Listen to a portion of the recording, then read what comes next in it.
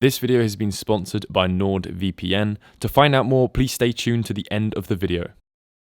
Hey everyone, how's it going? Elliot here again. I'm super excited for this video. I have in front of me a Neo-Geo Pocket Color, and I also have a backlight kit for it. That is right, a color backlight kit for the Neo-Geo Pocket Color. I'm super excited about this. Without any further ado, let's get straight into it.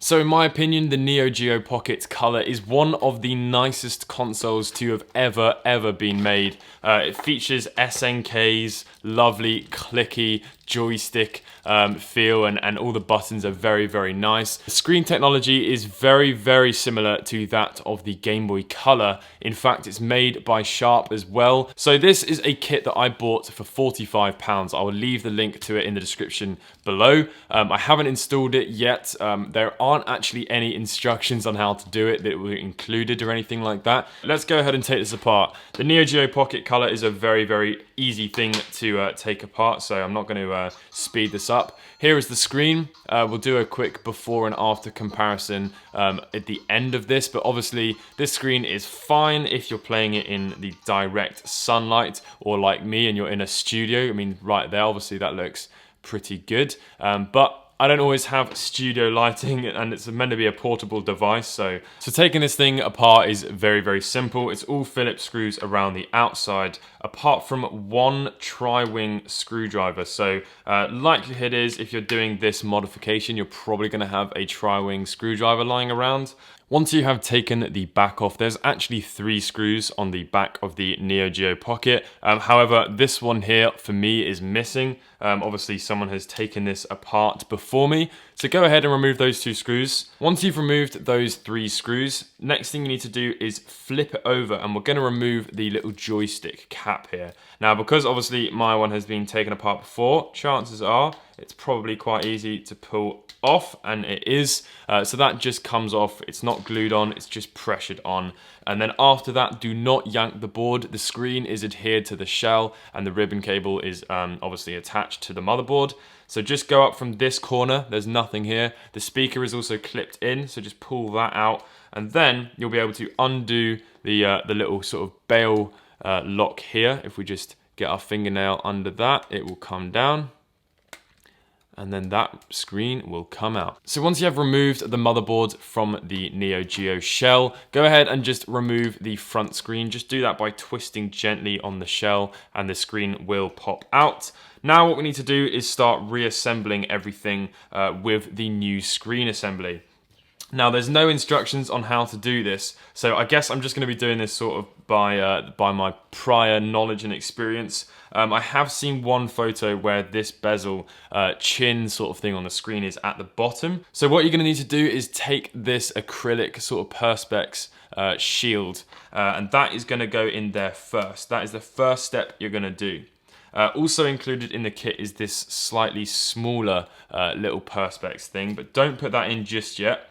Go ahead and take your screen, make sure there's no dust inside it. So what we're going to do once you put that little piece in is just set the screen down like that. As I said, with the sort of chin piece at the bottom and the ribbon cable as well, just at the bottom. Then you're going to need to take this tiny little acrylic piece, which is also included in the kit, and slide that in. It's going to be quite a tight fit. I think they've done that just so that everything can hopefully stay in place, which it looks like it's going to be okay.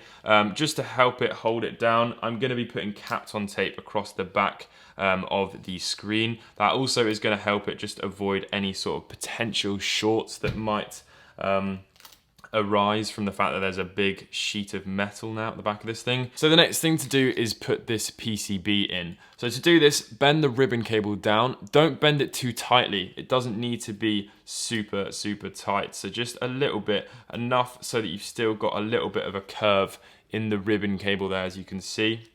And that will just avoid you from breaking any of the circuitry inside those ribbon cables. It's all very delicate.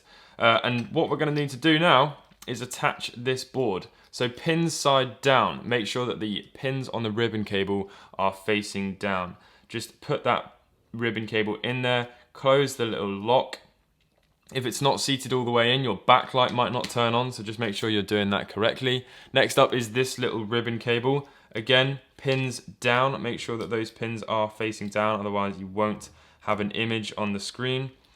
Slide it all the way in, and then put the lock down. Then we're going to just bend this over. The little adhesive pad here is just to go over the back of this to avoid any sort of shorting. So go ahead and stick that on the back. And then we're pretty much good to go. I'm just going to take one little bit of Kapton tape and sort of go across the back just to sort of help hold this down as we put it back together again. So the final thing for us to do is plug it into the motherboard. So go ahead and just chuck that in. Ribbon obviously needs to make sure you have the pins, the metal pins facing down like that.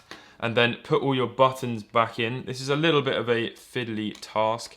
I may or may not be doing this in the most optimal way. As I said, there was no instructions or anything like this, so I've had to just sort of go with it and hope for the best. I don't even know if this is going to work. So once you have put the buttons back in and the ribbon cable is plugged in, the ribbon cable will fold over itself. You're not really going to be able to see that, but it is going to fold over itself, and that is okay. Just be gentle.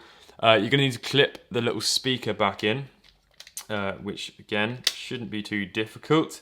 And that is our lot. Now I'm not going to bother attaching the little touch sensor to the screen, purely because I don't really care to be adjusting the brightness at all. Also, it's a really inexpensive touch sensor, so it's not exactly going to be the most reliable thing. We are looking pretty good now. Let's go ahead and put the joystick back on. Before we go any further, I sort of want to test this, so I'll pop the back on, grab some batteries and chuck that in, and hopefully, fingers crossed everyone, we'll see the screen light up. Here we go. Hey, look at that. We'll refrain from our final thoughts just whilst we put the screws back in. So it's all Phillips screws besides the one in here that's a tri-wing. Alright, that is all of the screws in. So I'll pop the batteries in and the battery cover can go in as well. I'm going to go and grab a game. So to test this thing, I have a copy of Sonic the Hedgehog. This is the Pocket Adventure version. This was only released, obviously, for the Neo-Geo Pocket. I'm really excited about this thing. I think it's turned out looking pretty goddamn good. It's a massive shame about the bezels, but as I said, I reckon soon enough we'll have some custom lenses and everything like that. But yeah, wow, does this look good. Let me just quickly get us onto a level here. Look at that.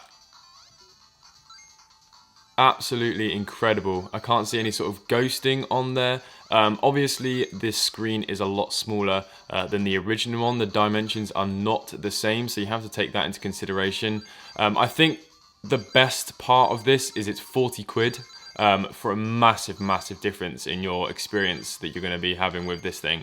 The other massive benefit is that there's not a single bit of case modification or board modification that has to happen. If you decide later on you want to sell your Neo-Geo Pocket and you want it to be original, and then either maybe sell the screen separately later on, or whatever you want to do, it's reversible. That is what I'm trying to say. You don't have to completely commit yourself to cutting up your board. It all can be undone again. Biggest negativity on this thing is just the fact that it didn't come with any instructions. It was relatively simple to install. It wasn't exactly the easiest thing. For 45 quid, you really can't complain. Absolutely fantastic modification. It makes a huge difference to your gaming experience. I'll leave the links to it in the description below. If you enjoyed this video and you're new to the channel, please leave a like and subscribe, and I'll catch you in the next video. Peace.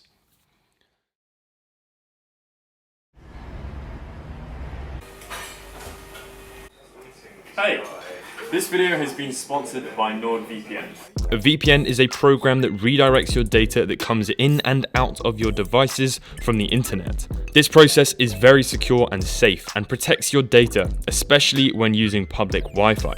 NordVPN is something that I have used on all of my devices for some time now. The benefit of NordVPN is that you can use one account on up to 6 different devices. You don't notice any difference in internet speeds, but have the full security and protection from malicious activity. To find out more information, simply go to www.nordvpn.org/theretrofuture and use code TheRetroFuture to get 70% off a 3-year plan and get an extra month for free. Damn, that sounds professional.